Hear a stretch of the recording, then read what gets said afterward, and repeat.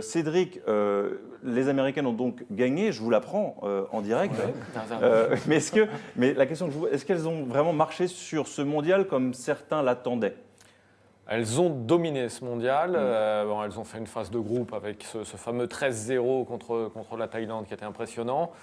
Après, elles ont quand même connu 3 matchs délicats contre les Espagnols en 8e de finale, contre les Françaises en seconde période en quart de finale, et puis surtout les Anglaises qui leur ont posé beaucoup de problèmes. Donc elles ont physiquement, techniquement, elles sont un petit cran dessus. Il ne faut pas oublier qu'elles se préparent pendant 4 à 5 mois avant. Elles ont, à ce niveau-là, elles ont en plus un vivier extraordinaire. Je crois qu'il y a une joueuse sur 2 sur la planète qui est américaine.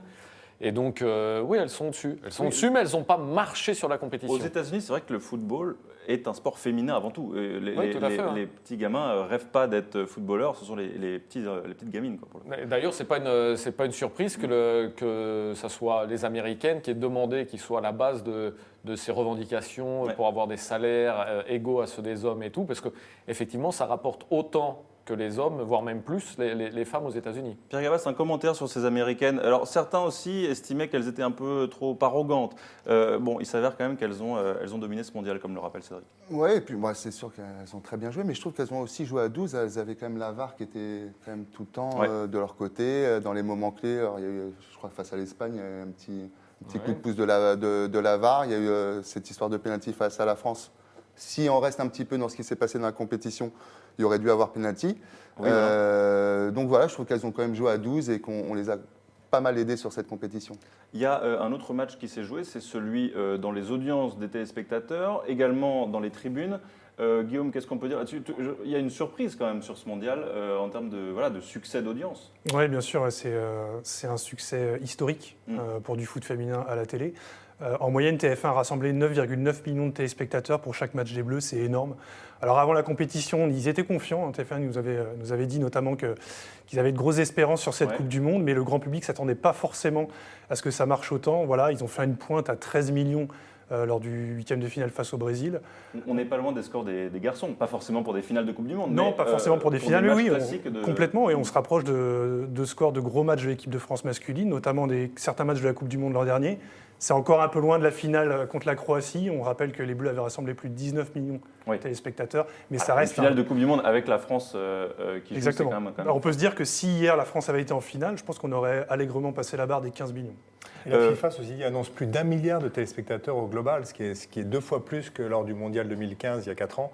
Donc effectivement, c'est un vrai bond en avant quand même pour ce foot féminin. Et ce qui pousse les joueuses à demander donc des conditions de salaire équivalentes, en tout cas un traitement équivalent, notamment de la FIFA. C'était tout l'objet de cette déclaration de Rapinoe, la capitaine des joueuses américaines, qui pour elle, on est déjà passé au stade supérieur, la réflexion de savoir si maintenant il faut des actes. Écoutez.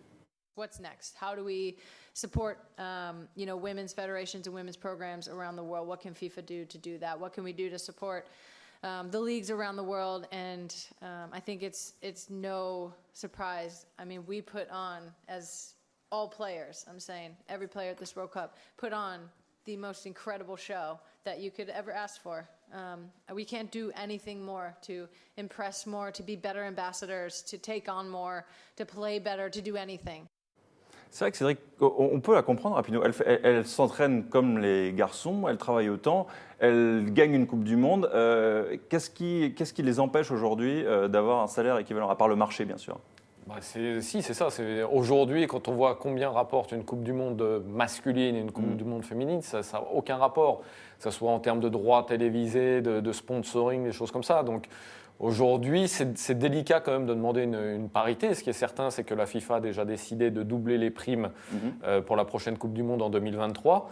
Donc voilà, il faut y aller pas à pas. Aujourd'hui, on a vu, il y a quelque chose qui est né. Le salaire des joueurs, il double en 4 ans, quoi qu'il arrive, dans le football masculin. C'est pareil, les salaires, les serres. Aujourd'hui, il faut comparer ce qui est comparable. Il ne faut pas faire non plus une fausse démagogie de se dire qu'il faut que les joueuses aient le même salaire qu'un Neymar ou des choses comme ça. Le Neymar rapporte beaucoup plus en termes de vente de maillots, en termes de sponsoring, de plein de choses. Donc aujourd'hui, c'est un débat délicat parce qu'effectivement, il y a une volonté d'avoir des conditions, en tout cas équivalentes. Et puis de l'autre côté, il y a le marché qui, quoi qu'il arrive, le marché publicitaire, le marché des sponsors, le marché des marques, même dans les tribunes, on va en reparler.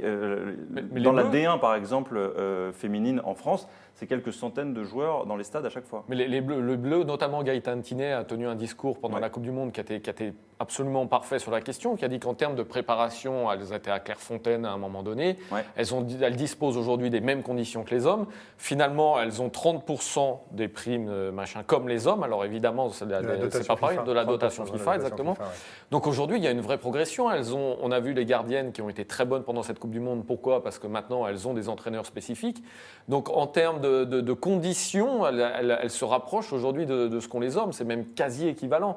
Après, au niveau salaire, il y a effectivement derrière toute une logique de marché qui va pas en leur faveur. Guillaume, sur le salaire ? Oui, en fait, Rapinoe, elle va sur le terrain surtout des primes dévolues par la fédération américaine et elle est en position de force. Parce que quand on voit l'équipe américaine masculine qui n'a jamais rien gagné de majeur et on voit l'équipe féminine qui est 4 fois championne du monde, forcément, elle peut faire du lobbying auprès de la fédération pour avoir des primes équivalentes. On sait qu'elles ont fait une action en justice avant la Coupe du Monde contre leur fédération pour gagner un petit peu justement en termes de droits et d'égalité. Je pense que la fédération va faire un gros effort vu le tollé que ça peut faire. On sait que Rapinoe, c'est une ambassadrice du foot féminin, mais ça va au-delà du foot. On l'a vu prendre ses positions contre Donald Trump et pour la Qu'elle protection n'irait pas à cette Maison Exactement. Blanche. Donc c'est une voix qui porte, Mégane Rapinoe, et je pense que les négociations vont être difficiles avec la fédération. Bon, il y a des sports déjà qui font la parité au niveau des salaires. On l'a vu, par exemple, Wimbledon en ce moment, ou Roland Garros. Effectivement, les femmes et les hommes gagnent la même chose, mais alors qu'elles ne jouent pas le même temps de jeu. 3-7 gagnants pour les femmes, 5 pour les hommes. Donc oui, effectivement, il faut combler le retard, entre guillemets, mais on ne peut pas réclamer la parité aujourd'hui. Abyssal entre c'est pas possible. Le marché, on l'a dit.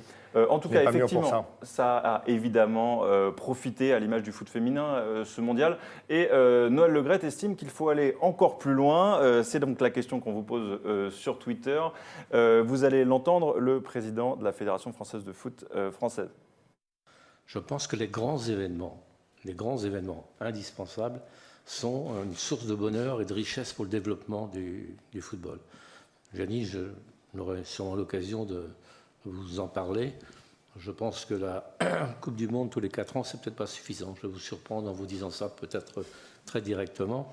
On peut faire une Coupe du Monde tous les 2 ans, à mon avis, si on regardait bien. Les continents ont besoin d'images. Voilà, cadeau pour Gianni. Démerde-toi avec la presse maintenant pour répondre aux questions sur le mondial tous les 2 ans. C'est une bonne idée ou pas ? On rappelle quand même qu'il y a un euro aussi. Il y a un euro, et puis non, je ne pense pas que ce soit une bonne idée parce qu'il faut garder un petit peu le côté élite de la Coupe du Monde. Si on commence à faire une Coupe du Monde tous les 2 ans, on va un petit peu dilapider ce qu'est l'essence de la Coupe du Monde, et je trouve que ce n'est pas forcément une bonne idée. Après, c'est vrai que si c'est pour donner l'exemple et pour essayer de continuer de faire monter le football féminin, pourquoi pas. Je ne suis pas sûr qu'il ne parlait que des femmes d'ailleurs. Oui, c'est ça. Est-ce que c'est c'est pas une ouverture globale pour les hommes aussi, c'est dans les négociations actuellement avec les clubs qui veulent, vous savez, la Super League fermée de Ligue des Champions. Est-ce que c'est pas un moyen aussi de renforcer, en faisant une Coupe du Monde toutes les 2 ans, le poids des équipes nationales face aux clubs trop importants? Mais qui ici serait pour enlever l'euro, la Copa América, etc., pour mettre que des Coupes du Monde tous les 2 ans? Ce serait pas la place de l'euro. Non, l'euro pas. passerait alternativement sur donc les ce années sera des impaires. compétitions internationales d'un tel niveau tous les ans? Ça serait un peu ça. Après, il faudrait sans doute changer les dates de l'euro, évidemment. C'est ce qui se fait. Moi, je sais, c'est le cas au handball, par exemple. Il y a un championnat du monde tous les 2 ans. En volley, je pense que c'est la même chose. Je ne suis pas tout à fait sûr. Mais moi, je pense qu'il faut rester sur tous les 4 ans parce que ça garde un côté rareté. Voilà, c'est ça qui fait le sel d'une Coupe du Monde. Tous les 2 ans, on remet son titre en jeu. Si en plus, il y a un euro entre les deux, il y a un grand titre tous les ans. Bon, finalement, on les aime bien. Que faites-vous de la Ligue des Nations, messieurs? Alors, Amadou, en tout cas, nous dit pour plus d'intérêt, donc oui, comme ça, il y aurait plus de filles dans le foot. Z-Fit, qui nous dit « Coupe du Monde tous les 4 ans, c'est très bien, en décalage avec une Coupe d'Europe, juste éviter que celle des hommes soit à la même période », ce qui est le cas, donc pas de problème. LZ nous dit par souci d'égalité, tout simplement, donc bonne idée. Et enfin, Nico qui nous dit c'est la rareté de l'événement qui en fait sa grandeur, un petit peu ce que vous disiez à l'instant, Pierre. Un dernier mot maintenant sur Corinne Diacre, la sélectionneuse de l'équipe de France, qui a fait quelques commentaires qui ont fait parler, qui revenaient sur ce mondial, sur les raisons de cet échec, en tout cas de cette élimination, et puis avec un comportement qui vous a un peu semblé étrange, Cédric. Ah oui, moi, elle a une communication déjà pendant la Coupe du Monde qui a été parfois étrange, bizarre. Et puis là aujourd'hui, pointé du doigt une joueuse comme Eugénie Le Sommer, qui est quand même l'une des leaders de l'équipe, qui est, je crois, selon plein de sondages, la Française préférée du public. Aujourd'hui, je ne vois pas l'intérêt. Surtout qu'on sait qu'elle ne s'entend pas bien du tout avec Wendy Renard. Je parle de Corinne Diacre. Qu'elle n'a pas pris Marie-Antoinette Katoto, le grand espoir. Donc aujourd'hui, elle se met beaucoup de joueuses à dos. Le groupe vit très bien. Donc est-ce que le groupe ne va pas se retourner contre elle? Est-ce qu'elle a vraiment envie de continuer? Elle a une telle exigence vis-à-vis d'elle-même que je ne sais pas exactement comment elle a vécu cet échec en quart de finale. Est-ce qu'elle n'est pas en train de préparer sa sortie? Moi, et donc tout cela arrive alors qu'elle vient d'être reconduite dans ses fonctions. Est-ce que vous présagez aussi une période très difficile, ou est-ce que pour vous, Guillaume, Martin, ce sont simplement des mots qui vont être oubliés dans les prochains rassemblements?